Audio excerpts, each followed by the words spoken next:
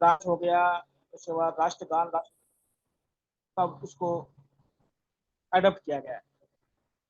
उसके बाद आपको बताया था कि जो हमारे संविधान में जो चीज कमिटी बने थे उस कमिटी के बारे में बताया था। उसके बाद आपको पता कि हमारे संविधान में जो चीजें लिया गया वो कहाँ कहाँ से लिया गया है, 10 तक बता दिया। उसके बाद देखिए और एक देश है जिसको आप कहते हैं आयरलैंड।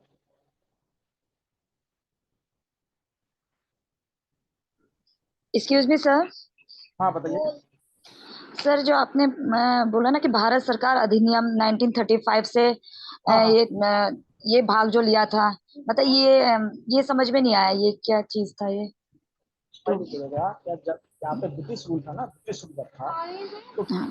पार्लियामेंट ने एक कानून बनाया था। एक संविधान तो नहीं कहेंगे, कानून बनाया था। उस कानून में ये था कि भारत का जो एडमिनिस्ट्रेशन है या प्रशासन है वो कैसे चलाया जाए। तो वो एक कानून कहते हैं उसको, एक्ट। देखिए एक्ट का, देखिए एक्ट में देखिए पहले समझिए इसको थोड़ा सा, लोग समझते हैं एक्ट का मतलब होता है कानूनों का एक समूह होता है, यानी ग्रुप ऑफ लॉ होता है। एक्ट में बहुत सारे कानून हो सकते हैं। वो एक्ट लाया गया था कि भारत का प्रशासन कैसे चलाया जाए। ठीक है, वो ब्रिटिश के समय में लाया गया था। उसमें जैसे मान लेते हैं कि कोई स्टेट है, एक मान ले उसमें एक डीएम है, तो डीएम का क्या पावर हो सकता है।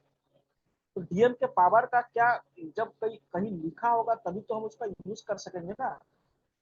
जब कहीं लिखा ही नहीं है तो हम उसका यूज कैसे कर पाएंगे।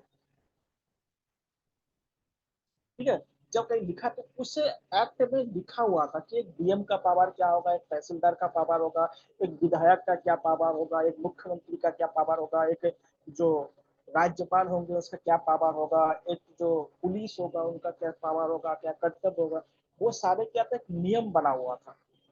तो हम लोगों ने उसको लिया। आप लोग अब बहुत सारे चीज देखिएगा, अभी भी क्या है, हम अंग्रेजों के बनाए हुए बहुत सारे कानून को आज वैसे ही हम पालन कर रहे हैं। जैसे आप लोगों ने सुना होगा आईपीसी। आईपीसी में लगभग जितने भी कानून है वो अंग्रेजों के बनाए हुए हैं। सीआरपीसी, जिसको क्रिमिनल प्रोसीजिंग कोड कहा जाता है, उसमें 1860 में बनाया गया था, 1860 में बनाया गया था सीआरपीसी।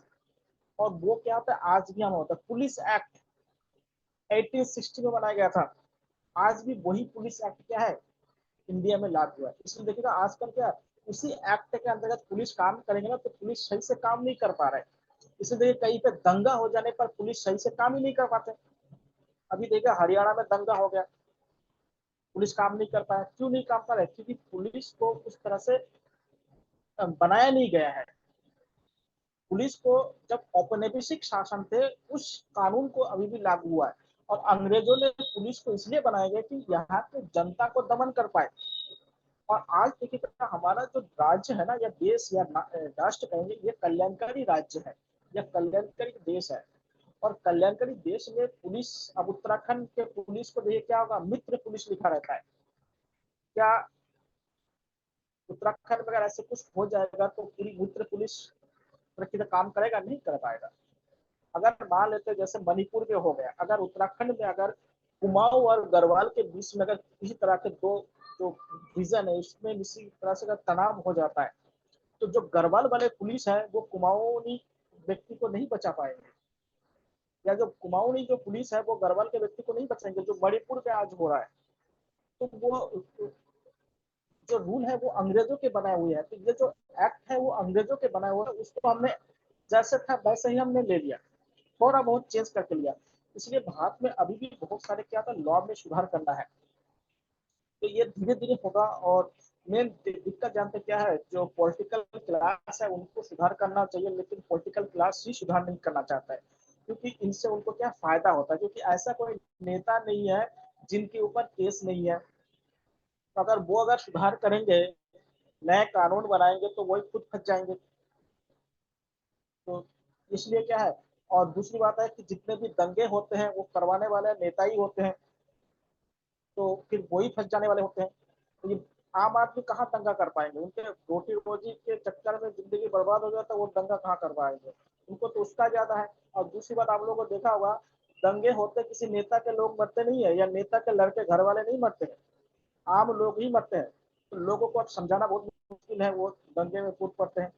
तो ये रूल, ये कानून बदलना चाहिए लेकिन बदलते नहीं है। अब देखिएगा, पंचायत में महिलाओं को आरक्षण दे दिया गया, लेकिन विधानसभा और लोकसभा में महिलाओं का आरक्षण अभी तक नहीं दिया गया। आप बताइए, उत्तराखंड में जो हमारा विधानसभा है, उसमें कितने महिलाएं चुन के गई है? अगर पंचायत में जैसे उत्तराखंड में दे दिया है, 50% पंचायत में या नगर पालिका में महिलाएं चुन के जाना चाहिए, क्या विधानसभा में क्यों नहीं करता? देखिए, नियम, घर के जो सबसे बुजुर्ग आदमी है, जो जानकार आदमी है, वो नियम को पहले अपनाए। लेकिन यहाँ पे क्या हो रहा है, जो अनजान है उन लोगों पर नियम को पहले अपनाया जा रहा है। तो बहुत सारे क्या होता है, अपने फायदे के हिसाब से क्या होता है, देखिए राजनीति में क्या होता है, पूरी तरह से ईमानदारी नहीं होती। ईमानदारी करना राजनीति में आना बेकार है, ईमानदार व्यक्ति हो ही नहीं सकता राजनीति में। उनको क्या होता है, हर राजनीति को खेलना होता है, तो वो भी करता है, तो वो अलग बात है। चलिए, फिर जो भारत सरकार अधिनियम ये 1935 में लाया गया था कि भारत का शासन कैसे चलाया जाए, उसी में, उसी से क्या दो तिहाई है। ये हिस्ट्री में आपको बताऊंगा, ये जो एक्ट लाया गया, क्यों लाया गया था, वो पूरा आपको बताऊंगा। इसमें ये समझिए कि ये लाया गया था, एक कानून है एक प्रकार से। आयरलैंड से क्या लिया गया, डीपीएसपी, जिसको नीति निदेशक तत्व कहते हैं।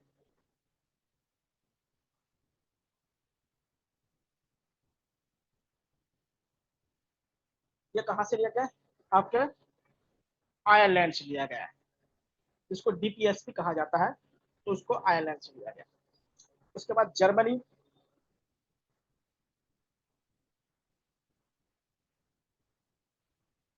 देखिए जर्मनी से लिया गया है आपका आपातकाल।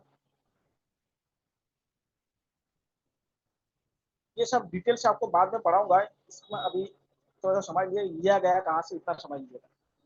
तो जर्मनी से क्या लिया गया है, आपातकाल लिया गया है। उसके बाद देखिएगा, कनाडा से क्या लिया गया है,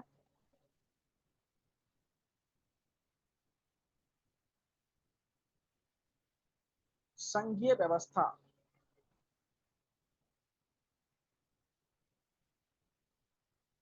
देखिए हमारे यहाँ पे क्या संघीय व्यवस्था है, जिसको आप कहते हैं फेडरल स्ट्रक्चर कहा जाता है। संघीय व्यवस्था का मतलब होता है, देखिएगा हमारे यहाँ पे एक सेंटर होता है जिसको केंद्र कहते हैं, और एक क्या होता है, राज्य होता है, स्टेट जिसे कहते हैं। तो केंद्र के लिए अलग सा कानून होता है, उनके पास अलग पावर होता है, राज्य के पास अलग पावर होता है। तो इन दोनों में कैसे क्या है, कोऑर्डिनेशन हो, इनके कोऑर्डिनेशन को बनाए रखने के लिए क्या क्या टूल्स या मेजरमेंट अपनाना पड़ता है, उसे कहते हैं संघीय व्यवस्था। दूसरी बात है, राज्यपाल का जो पद लिया गया है, वो कनाडा से लिया गया है, गवर्नर से। हमारे यहाँ पे गवर्नर क्या है, इलेक्टेड नहीं होता है। अब अमेरिका में जाएंगे तो अमेरिका के संविधान में देखेंगे, वहाँ के जो गवर्नर होते हैं वो इलेक्टेड होता है, यानी चुनाव जीत के आते हैं। हमारे यहाँ गवर्नर क्या होता है, चुन के नहीं आते। जैसे उत्तराखंड में जो गवर्नर है गुरमीत सिंह, उनको क्या है, चुन के नहीं आया है, वो अपॉइंटमेंट किया गया राष्ट्रपति द्वारा। तो ये कहाँ से लिया गया है, कनाडा से लिया गया। उसके बाद क्या है, ऑस्ट्रेलिया से क्या लिया गया,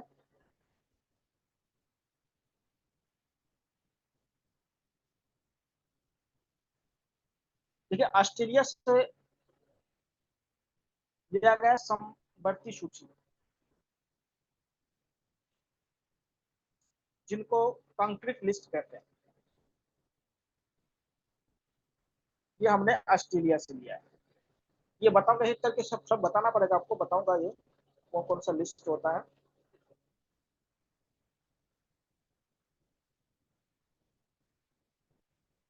तो ये मेन मेन जहां जहां से लिया गया है, तो ये मेन मेन कंट्री है जहां से हमने कुछ ना कुछ लिया है। एक बहुत ही इंपॉर्टेंट है, जो हमारे यहाँ पे संविधान संशोधन होता है, जिसको हमारे कॉन्स्टिट्यूशन का अमेंडमेंट होता है। तो संविधान संशोधन लिया गया है, दक्षिण अफ्रीका से लिया गया था, ये इंपॉर्टेंट है।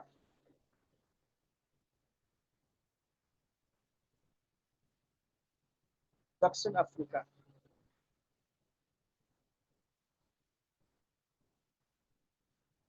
संविधान संशोधन यानी कॉन्स्टिट्यूशन अमेंडमेंट। अगर आप लोगों को इंग्लिश में कोई दिक्कत होगा हिंदी में तो बता दीजिएगा, उसको इंग्लिश में भी लिख दूंगा, ऐसे दिक्कत नहीं है। संशोधन जैसे बोल तो रहा हूँ, फिर भी लिखना होगा तो लिख दूंगा। तो ये दक्षिण अफ्रीका से लिया गया है। जो हाँ देखिए, हमारे संविधान में एक आर्टिकल है 368। इस आर्टिकल में क्या है, संविधान संशोधन करने का अधिकार प्राप्त है कि हम संविधान को क्या है संशोधित कर सकते हैं, अमेंड कर सकते हैं, अमेंडमेंट कर सकते हैं। तो ये कुल क्या है, हमने अलग अलग देशों से जो अच्छी चीज है उनको हमने क्या है अडॉप्ट किया है, उसको हमने स्वीकार किया, उसको हमने लिया कह सकते। इसलिए कभी कभी क्या होता है, कुछ लोग बोलते हैं कि भारत का जो संविधान है वो उधार का संविधान है, लेकिन ऐसा नहीं है कि हमने जो चीज हमने लिया है वो हमने सोच समझ के लिया है। उधार का मतलब होता है एज इट इज लेना, हमने एज इट इज नहीं लिखा, वो हमारे संविधान या हमारे कल्चर, हमारे समाज, हमारे सोसाइटी, हमारे आर्थिक और हमारे राजनीतिक व्यवस्था के अनुसार उसको हमने कनेक्ट किया। अब देखिए, संविधान जब बना तो संविधान मतलब एक बुक है। संविधान क्या है, एक बुक है, एक किताब है। किताब का सबसे बड़ा चीज क्या होता है, बुक है। तो बुक का सबसे बड़ा चीज क्या होगा कि बुक में कुछ चैप्टर होते हैं। तो संविधान में जो सबसे बड़ा अगर चीज देखा जाए वो है अनुसूचियां होती है, अनुसूची। और बुक में क्या होता है, कुछ टॉपिक होते हैं।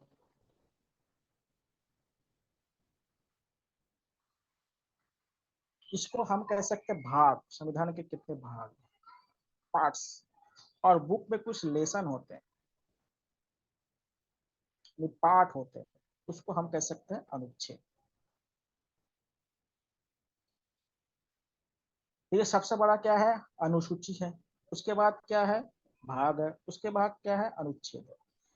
अनुसूची को शेड्यूल कहा जाता है। मूल संविधान में, हमारे संविधान में 8 अनुसूची थी, बाद में इसमें 4 और जोड़ दिया गया।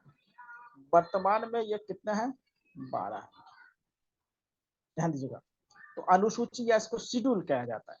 भाग यानी पार्ट। मूल संविधान में, हमारे संविधान में 22 भाग था। कितना, 22। उसमें 3 और जोड़ दिया गया, तो वर्तमान में कितना है, 25 है। वर्तमान में कितना है, 25।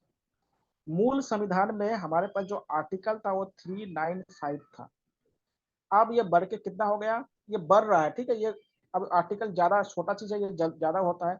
ये 471 से ज्यादा हो गया है। अभी तक 471 मैंने पढ़ा हूँ, उससे भी ज्यादा हो सकता है। अभी नया करंट का मैंने इतना ही पढ़ा हूँ, ध्यान दीजिएगा। 471 हमने करंट का अभी पढ़ा हूँ, इससे आने वाले दिनों में और भी हो सकता है। तो देखिए, एक संविधान क्या है, एक बुक है। बुक का कुछ चैप्टर होता है जिसको हम अनुसूची कह सकते हैं या शेड्यूल कहते हैं। मूल संविधान में या ओरिजिनल संविधान में क्या था, 8 शेड्यूल था। फिर उसमें 4 शेड्यूल और ऐड कर दिया, तो टोटल कितना शेड्यूल हो गया, 12 शेड्यूल हो गया। फिर चैप्टर के बाद उसका छोटा पार्ट क्या होता है, टॉपिक होता है। टॉपिक में हम देख सकते हैं जिसको हम भाग कहते हैं। मूल संविधान में 22 पार्ट्स था, अब 3 और ऐड हो गया, यानी वर्तमान में प्रेजेंट टाइम में 25 हो गया। अनुच्छेद जिसको आर्टिकल कहा जाता है, मूल संविधान में 395 यानी 395 आर्टिकल था, और वर्तमान में 471 हो चुका है। और आने वाले दिनों में कितना होगा वो अभी जब आएगा तब हम लोग देख सकते हैं। तो इसको समझिएगा। तो अनुसूची या शेड्यूल, पार्ट्स और अनुच्छेद और आपका आर्टिकल, इन पर हम थोड़ा सा बात करेंगे।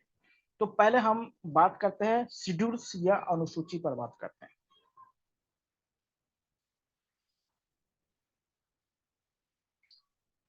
देखिए, अनुसूची पर हम जब बात करेंगे या शेड्यूल पर जब बात करेंगे तो पहला है, पहला अनुसूची। अनुसूची तो इसमें हम लोग पहला लिखते 1 नंबर। ठीक है, इसमें बताया गया कि भारत क्या है, यानी इंडिया, भारत अर्थात इंडिया कैसा है। उसका स्ट्रक्चर कैसा है, उसका राजनीतिक व्यवस्था कैसा है। अगर भारत का कोई पार्ट अलग भारत से होना चाहता है, या भारत में कोई पार्ट अगर शामिल होना चाहता है, या कोई राज्य अलग होना चाहता है, या अलग राज्य किसी राज्य में जुड़ना चाहता है, तो हम उसको कैसे करें। जैसे देखिए उत्तराखंड उत्तर प्रदेश से अलग हो गया, क्या उत्तराखंड उत्तर प्रदेश से अलग हुआ है तो इसका प्रावधान कहाँ पे है। कहीं पे प्रावधान होगा संविधान में, तभी तो उत्तराखंड अलग हुआ। अगर हमारे संविधान में ऐसा कोई प्रावधान नहीं होता तो क्या उत्तराखंड उत्तर प्रदेश से अलग हो सकता था, नहीं हो सकता था।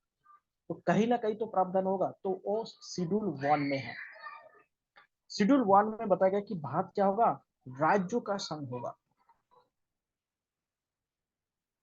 राज्यों का संघ होगा, जिसे आप कह सकते हैं union of the states.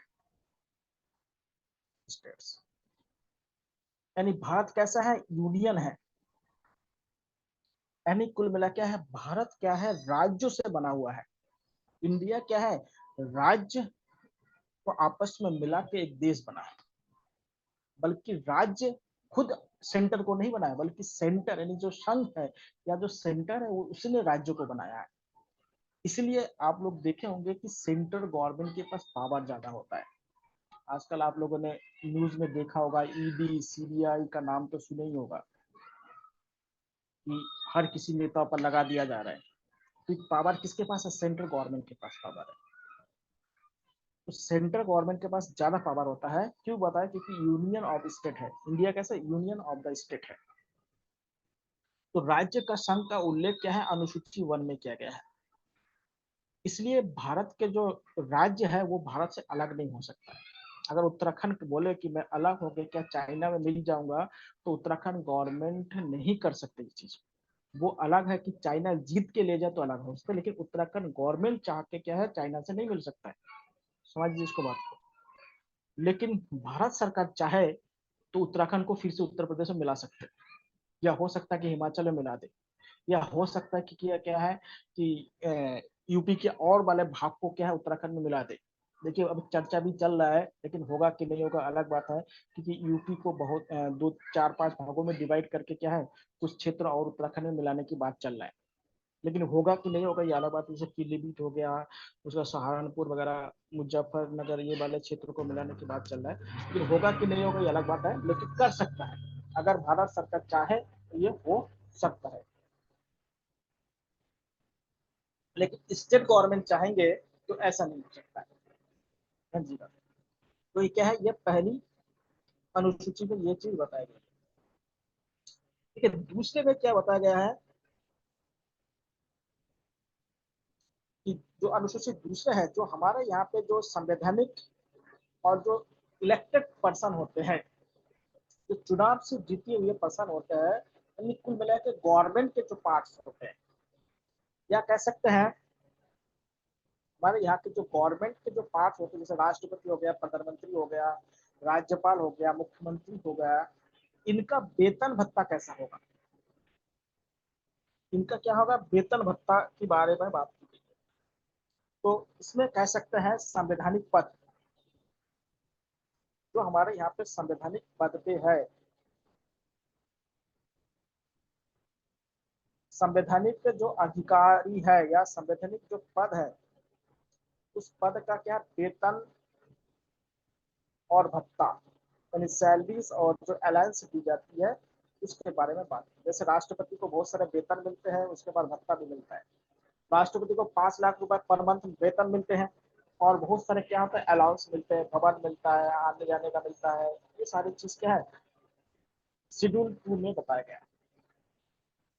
Schedule 3 में क्या बताया गया है, शेड्यूल 3 में बताया गया है कि ये जो संवैधानिक पद है, ये संवैधानिक पद पे जो लोग बैठे हुए हैं, इनका शपथ कैसे, शपथ का परिभाषा कैसे होना चाहिए, ओथ कैसे लें, शपथ।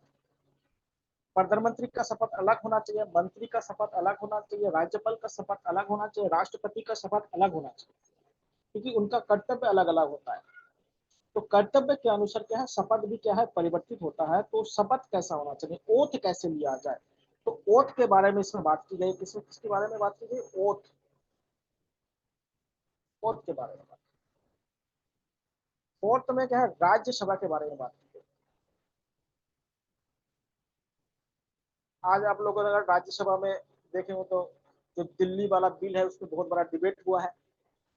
तो राज्यसभा जो है उसमें सदस्य कितने होंगे, सदस्य का योग्यता क्या होंगे, सदस्य का कार्यकाल कितना होगा, सदस्य का चुनने की प्रक्रिया कैसे होंगे, इन सारे चीजों के बारे में जो बात की गई है वो शेड्यूल 4 में की गई है। इसमें की गई है शेड्यूल 4 में की गई है। हम देखिए तो शेड्यूल 4 में क्या है, राज्यसभा के बारे में इसमें बात की गई। अब आता है शेड्यूल 5। देखिए शेड्यूल 5 में क्या है, एससी और एसटी क्षेत्र, एससी और एसटी क्षेत्र में प्रशासन,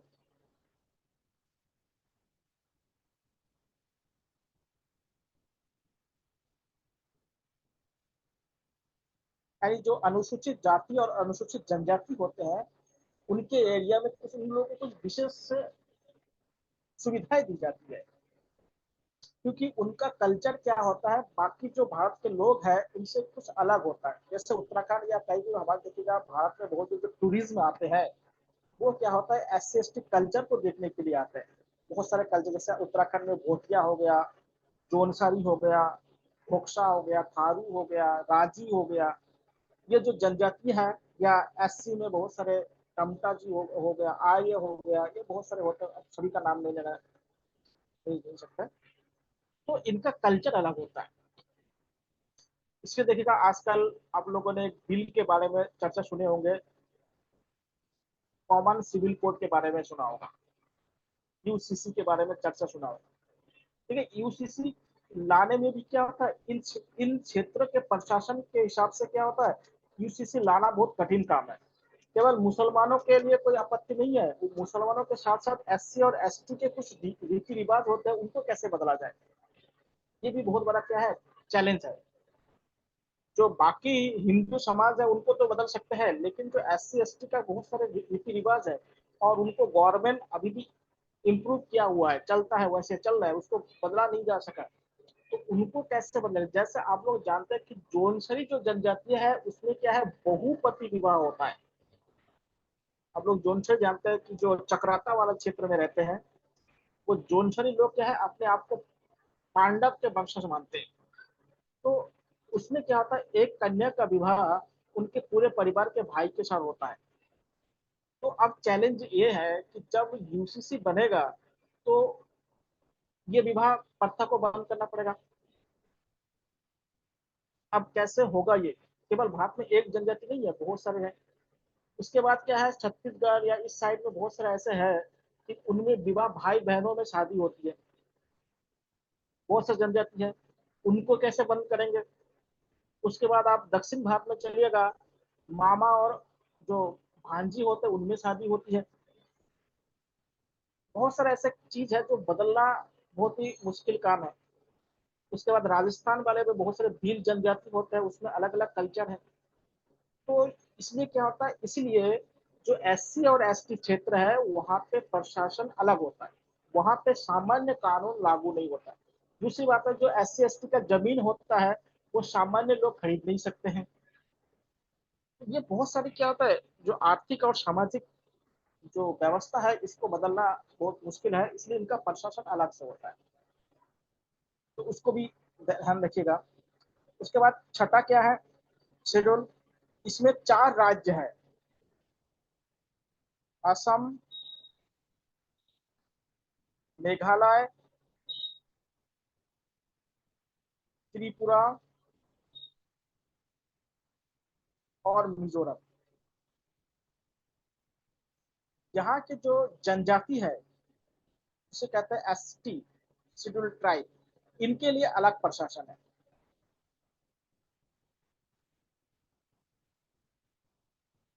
ये क्या है, सामान्य कानून से इनका नहीं चलता है, इनके लिए अलग अलग है। महाराष्ट्र में भी अलग से बहुत सारे अलग अलग है, बहुत सारे, क्योंकि इंडिया बहुत सी डाइवर्सिटी है, तो इंडिया में बहुत सारी चीज अलग अलग होता है। इसलिए क्या होगा कि आसाम, मेघालय, त्रिपुरा और मिजोरम के बहुत अलग अलग कानून, जैसे आप लोग मणिपुर का आजकल बहुत उदाहरण देख रहे हैं, मणिपुर में देखिएगा आरक्षण पर कितना विवाद हो रहा है। तो अगर इस तरह से अगर कोई चीज बदलाव होगा तो कितना ज्यादा, जैसे आप लोग अगर थोड़ा सा इतिहास जानते होंगे, जब हिंदू कोड बिल लाया गया था तो जो हिंदू समाज के जो लोग थे वो भी बहुत बड़ा विरोध किया था। ऐसे नहीं कि आजकल जो यूसीसी जो मुसलमान या दूसरी जाति के लोग विरोध कर रहे हैं, ऐसा नहीं कि हिंदू कोड बिल जब लाया गया था तो हिंदुओं को पहले क्या था, अनगिनत शादी करने का अधिकार दिया गया था, वो पहले के चला रहा था, सती प्रथा था, बहुत सारे चीज था, दहेज या तलाक वगैरह, ये सब जो जो ऐड किया गया है, ये क्या था पहले नहीं था। जब हिंदू कोड बिल लाया था तो बड़े बड़े जो हिंदू के बड़े बड़े जो गुरु धर्म गुरु है और बहुत बड़े जो नेता है या जो दक्षिणपंथी लोग है, इन्होंने भी बहुत बड़ा विरोध किया था। लेकिन आज क्या है, उनको एडॉप्ट करना पड़ा, लेकिन ये भी धीरे धीरे एडॉप्ट होगा। लेकिन क्या होता है, ये धीरे धीरे होगा, एक साथ किसी पर थोपा नहीं जाता। कानून या कोई भी चीज क्या है, जब किसी पर एक साथ थोपेंगे तो वहां पे बवाल होना शुरू हो जाएगा। तो ध्यान दीजिएगा। तो यहाँ का जो आसाम, मेघालय, त्रिपुरा, मिजोरम का जो प्रशासन होता है, जो एसटी लोग रहते हैं उनका अलग सा प्रशासन होता है, क्योंकि ये ट्राइब है। और ट्राइब क्या होता है, ये अधिकतर पहले जंगलों में रहते थे, और जंगलों में रहेंगे तो उनका कोई नियम नहीं होता था। तो इसका बहुत सारे रीजन है। उसके बाद शेड्यूल 7, इसमें क्या है, सूचियां है, सूची यानी लिस्ट है। इसमें 3 तरह के लिस्ट है। एक है संघ सूची, यूनियन लिस्ट, एक है राज्य सूची,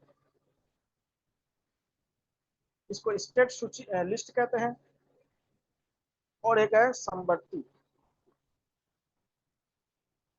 जो कंक्रीट लिस्ट कहते हैं।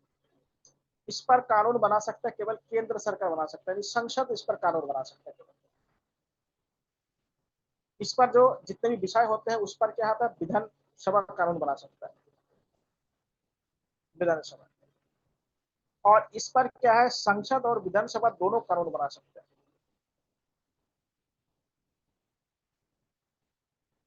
लेकिन विवाद अगर हो जाएगा, उस कानून पे अगर कोई टकराव होगा, तो संसद द्वारा बनाए हुए कानून की क्या है, इसको वरीयता दिया जाएगा। संवर्ती सूची में संघ यानी केंद्र सरकार और राज्य सरकार दोनों कानून बना सकते हैं। लेकिन अगर कानूनों में अगर टकराव होगा तो उसमें क्या है, संसद या केंद्र सरकार की जो कानून होगा उसी को मान्य माना जाएगा। तो ये 7वीं क्या है, 7वें में इसमें इतना बताया गया है। अब 8वें में देखिएगा, इसमें भाषा के बारे में बात की, लैंग्वेज। मूल संविधान में 14 भाषा थे, और वर्तमान में इसमें 22 भाषा है। इसमें जो भाषा होगा वो देशी भाषा होना चाहिए। भाषा किसे कहते हैं, जिसका लिपि हो, स्क्रिप्ट हो। इससे देखिए, कुमाऊनी और गढ़वाली को भाषा नहीं कहा जाता है। कुमाऊनी जो गढ़वाली है, ये भाषा नहीं है। क्यों नहीं है, क्योंकि इसके पास लिपि नहीं है। हाँ जी। तो जिसके पास लिपि होता है उसे भाषा कहा जाता है, यानी स्क्रिप्ट से कहते हैं। मूल संविधान में 14 भाषा ज्वाइन था, और इस समय क्या है, 22 भाषा। और भाषा कैसे, देशी भाषा होना चाहिए, यानी इसकी उत्पत्ति भारत में होनी चाहिए। कोई विदेशी भाषा नहीं इसमें ऐड है। जैसे अंग्रेजी इसमें ऐड नहीं है, अंग्रेजी भारतीय भाषा नहीं है। तो 8वीं जो शेड्यूल है उसमें भाषा के बारे में उल्लेख की गई है। ये तो पुराने संविधान में था, यानी ओल्ड या ओरिजिनल संविधान में ये 8 अनुसूचित है।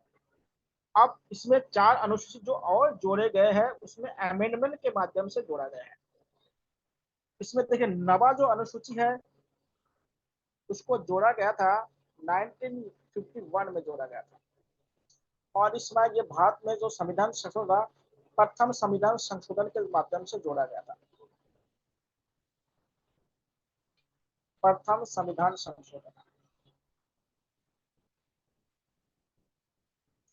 और इसका विषय क्या है, भूमि सुधार, लैंड रिफॉर्म।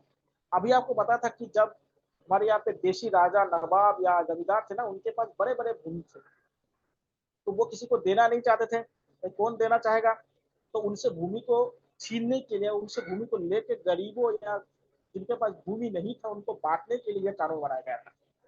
उसको भूमि सुधार या लैंड रिफॉर्म कहते हैं। दूसरा है 10वां, इसे 1992 में लाया गया था। और 52वां संविधान संशोधन, 52वां संविधान संशोधन के माध्यम से इसको जोड़ा गया।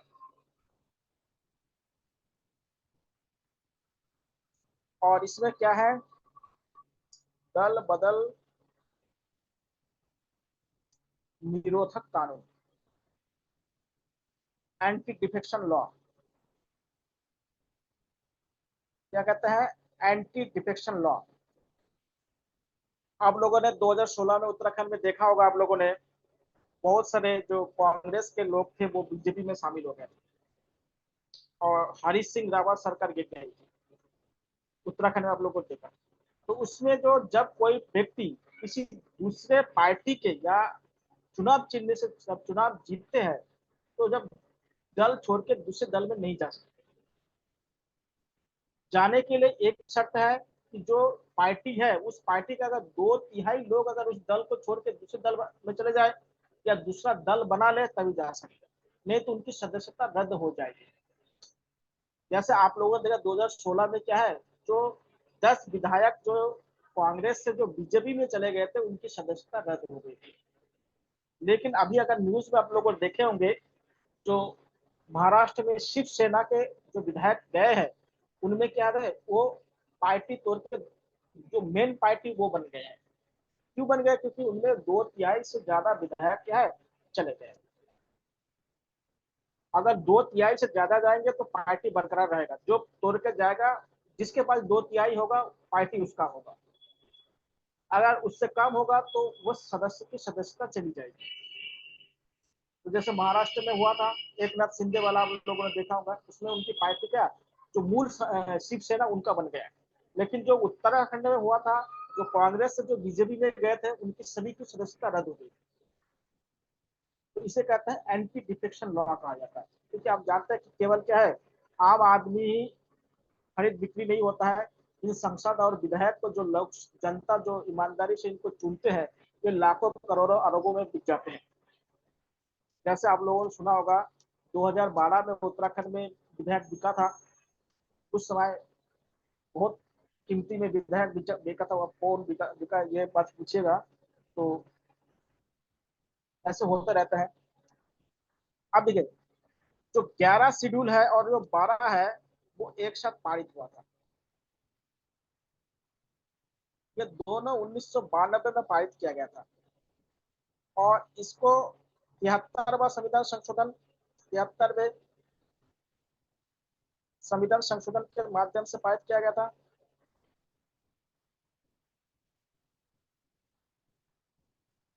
और इसको किया गया था 74वें,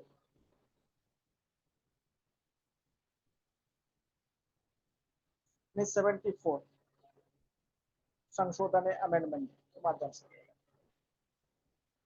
इसमें क्या है, इसमें पंचायती राज है, पंचायती राज को संवैधानिक दर्जा दिया गया। और इसमें क्या है, इसमें अर्बन बॉडी है जिसे आप कह सकते हैं नगर निकाय, को संवैधानिक दर्जा दिया गया था। आज जो नगर निकाय या जो नगर पालिका नगर निगम में जो चुनाव होता है वो शेड्यूल 12 के अंतर्गत होता है। और पंचायती राज के अंतर्गत जो होता है ग्राम प्रधान वगैरह की चुनाव वगैरह होता है उनको क्या है शेड्यूल 11 के माध्यम से किया जाता है। 73वां संविधान संशोधन और ये 74वां, ये कब हुआ था, 1992 में हुआ था। तो ये कुल 12 शेड्यूल है आपके सामने। आप बताइए, आपको किसी शेड्यूल में कोई चीज लगा कि हमें समझ में नहीं आया तो पूछ सकते हैं।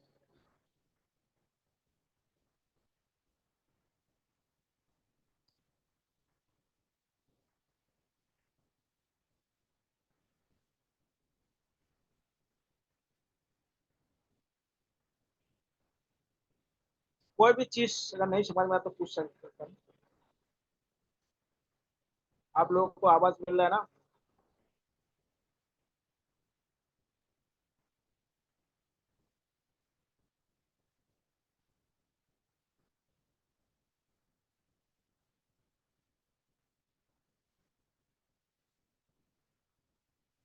आप लोग को आवाज तो मिल रहा है ना, मेरा आवाज तो पहुंच रहा है ना?